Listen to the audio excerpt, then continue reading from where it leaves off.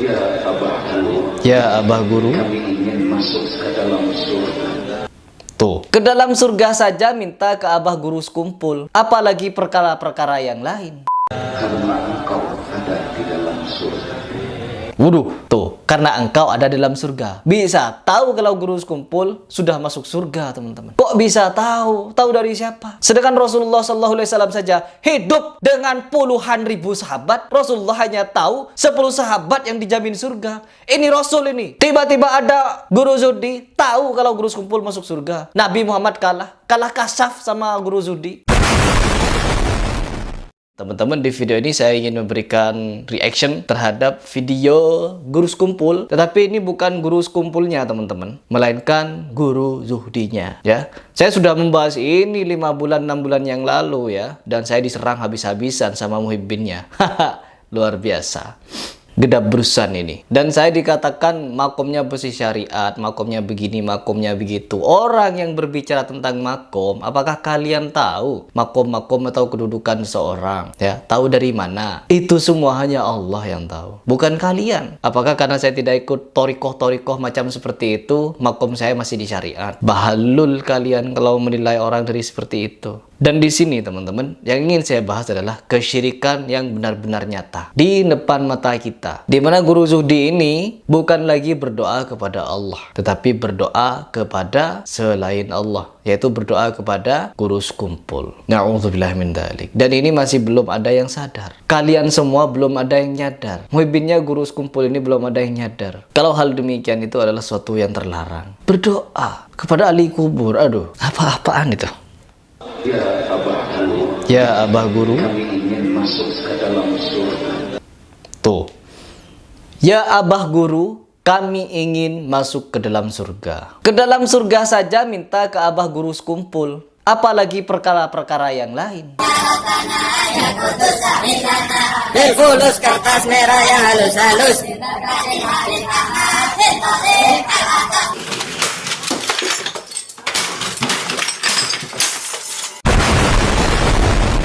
Mikir sampai di sini, mikir. Perkara mau masuk ke surga saja, yang dimana yang punya hak untuk masukkan ke dalam surga hanya Allah Subhanahu wa Ta'ala. Ya Abah Guru, kami ingin masuk ke dalam surga.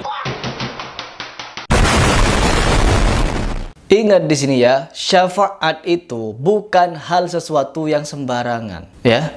Meskipun Rasulullah, para syuhada, para hafiz-hafiz Quran ini memiliki syafaat, tapi syafaat itu bukan sembarangan. Orang yang bisa memberikan syafaat bukan sembarangan. Dan pula orang yang diberi syafaat juga bukan orang sembarangan. Syafaat ini bisa diberikan atas izin Allah, yaitu dengan timbangan si pemberi syafaat dan penerima syafaat. Allah di tengah ini. Tidak boleh berat sebelah. Di sini apabila Allah ridho, ya, Allah ridho terhadap pemberi syafaat, artinya lebih berat kepada pemberi syafaat. Dan Allah tidak ridho kepada yang penerima syafaat, maka tetap jomplang, teman-teman. Tidak bisa seimbang. Artinya apa? Tidak diridhoi Allah. Aku ingin memberi syafaat kepada si fulan, si fulan, si fulan. Tetapi Allah tidak meridhoi syafaat itu diberikan kepada si fulan, si fulan. Maka pada ujung-ujung apa? Tidak dapat menerima syafaat. Syafaat tertinggi tetap mutlak milik Allah Subhanahu wa Ta'ala, bukan milik Abah Guru sekumpul. Tiba-tiba berdoa, ya Abah, masukkanlah kami ke dalam surga. Ini pernyataan apa? Perkara mau masuk ke surga saja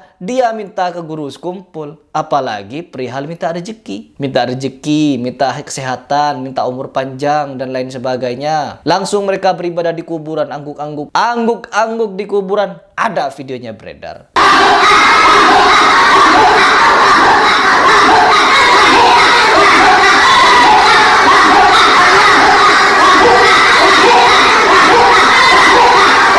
Sedangkan kata Rasulullah SAW apa? Semua hamparan di dunia ini adalah milik Allah. Masjid-masjidnya Allah. Beribadahlah kalian di atas bumi, dimanapun kalian berpijak, tetapi hindari 2 hal, yaitu di WC, di kamar mandi, terus yang kedua di kuburan. Rasulullah melarang beribadah di kuburan. Ibadah itu apa? Yaitu sholat, berzikir. Sesuatu yang berbentuk ibadah itu dilarang oleh Nabi Muhammad SAW. Tiba-tiba ada manusia, segerombolan manusia di kuburan angguk-angguk, berzikir di kuburan. Zikir itu ibadah, teman-teman.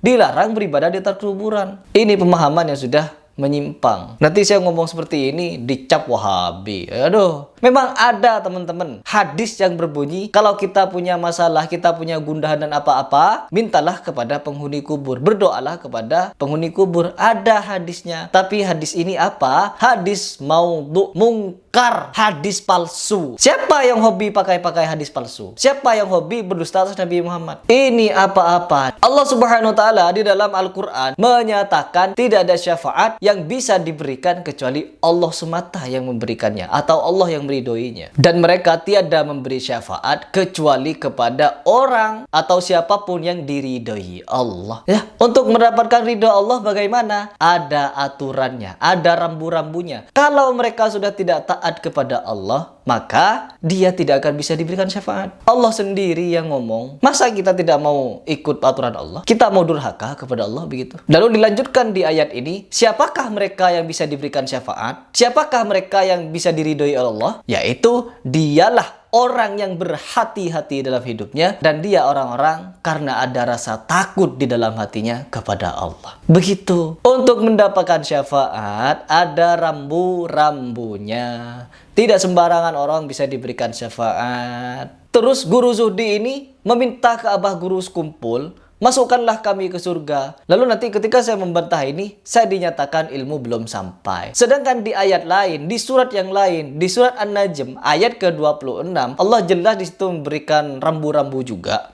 Bahkan ini peringatan yang sangat tegas teman-teman. Tidak berguna syafaat siapapun apabila Allah tidak mengizinkan syafaat itu untuk diberikan kepada si fulan. Tiba-tiba kalian minta syafaat. Bukan minta ke Allah kalian, malah minta ke guru sekumpul. Ajaran siapa? Minta tolong untuk dimasukkan ke surga kepada guru sekumpul. Allah. Mintalah ke Allah. Ya meskipun kita tahu guru sekumpul orang soleh, tetap dia tidak punya hak untuk memasukkan siapapun ke surga. Allah yang punya hak. Minta ke Allah saja, bukan minta ke guru sekumpul. Ini baru beberapa detik saya mereaction. Penjelasannya sudah sangat banyak ini. Oke, kita lanjut dulu. Karena engkau ada di dalam surga.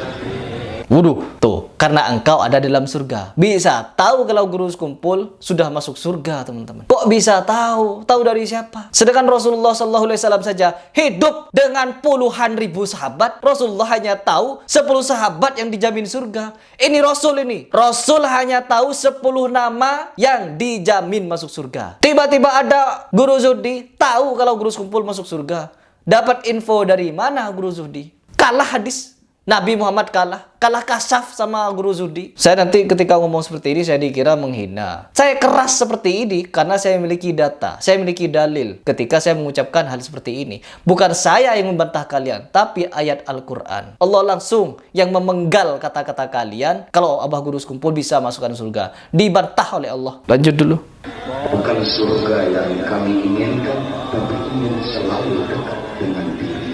Oh, puisi ya. Bukan surga yang kami inginkan, tetapi surga yang dekat denganmu. Surga-surgaan. Seandainya kami jauh daripada dirimu, sesungguhnya siksa Daripada dirimu. jauh dari dirimu lebih sakit daripada siksa.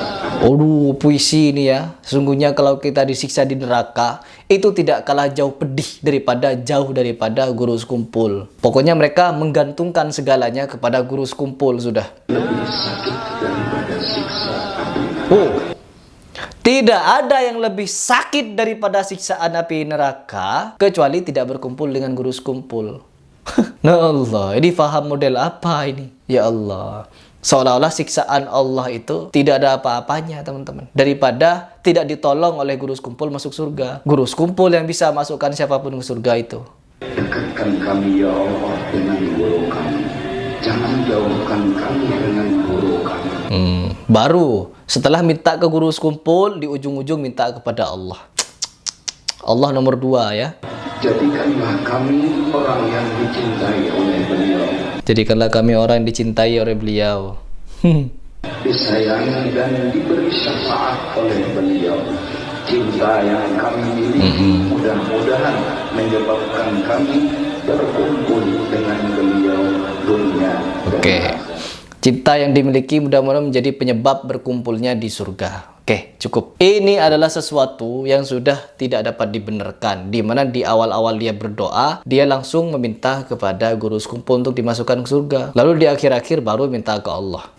Apakah kita tidak bisa menyadari perkataan-perkataan doa-doa yang dilarang oleh Rasulullah? Allah juga melarang. Dan di sini kita berbicara tentang hukum meminta syafaat. Tetap syafaat tertinggi, syafaat yang paling mutlak adalah milik Allah Subhanahu wa taala. Meskipun kita meminta syafaat kepada Rasulullah, kita meminta syafaat kepada Rasulullah 1000 kali, 1 juta kali, tetapi Allah tidak ridho kepada kita, tidak akan mendapatkan syafaat. Dan begitu pun berbicara tentang isi video dari doa Abah Zuhdi ini, di mana dia berdoa, ya Abah Guru, tolong masukkanlah kita ke surga, kami ke surga. Ini jelas teman-teman, sudah meminta langsung, terang, tidak butuh balagoh lagi. Kalimat yang sangat jelas, mutlak, ya Abah Guru, tolong masukkanlah kami ke surga. Ini sudah minta kepada Abah Guru. Terus di ujung-ujungnya Allah dinomor 2-kan teman-teman. Allah. Padahal kita di dalam hal seperti ini tidak dapat meminta kepada selain Allah. Apalagi bab syafaat ini. Jadi apapun alasannya, menomor 2-kan Allah itu tidak boleh teman-teman. Setiap kita berdoa, ya sebutlah nama Allah langsung. Begitu. Karena saya sudah lihat video-video dari Guru Zuhdi ini, yang membela guru sekumpul dan lain sebagainya. Mereka ini meyakini kalau kelak guru sekumpul bisa masukkan siapapun yang dia kehendaki masuk ke dalam surga. Dengan bermodal syafaat. Ini gak jauh berbeda dengan oknum-oknum Habib ini. Yang berbicara bisa masukkan siapapun ke surga. Bahkan ada orang ahli maksiat tidak pernah sholat sama sekali, tidak ngapa-ngapain, hanya bermaksiat terus-terusan. Cuma dikasih selembar kertas, ditaruh di belakang kepalanya ketika dia mati, lalu dia ngomong, "Man, nanti kalau kamu ketemu malaikat, gak usah kamu jawab, kasih kertas ini, kamu masuk surga tanpa hisab." Modelnya seperti ini. Nah, model-model seperti ini adalah doktrin untuk pengguluan. Ya, pengguluan kepada manusia. Nauzubillah min dzalik. Baik teman-teman, mungkin itu saja yang ingin saya sampaikan kepada kalian. Saya tidak punya banyak kata, kecuali miris dengan fenomena seperti ini. Orang-orang mulai meminta kepada selain Allah, meminta kepada orang sudah mati, meminta kuburan, angguk-angguk di kuburan, ibadah di kuburan. Apa-apaan itu.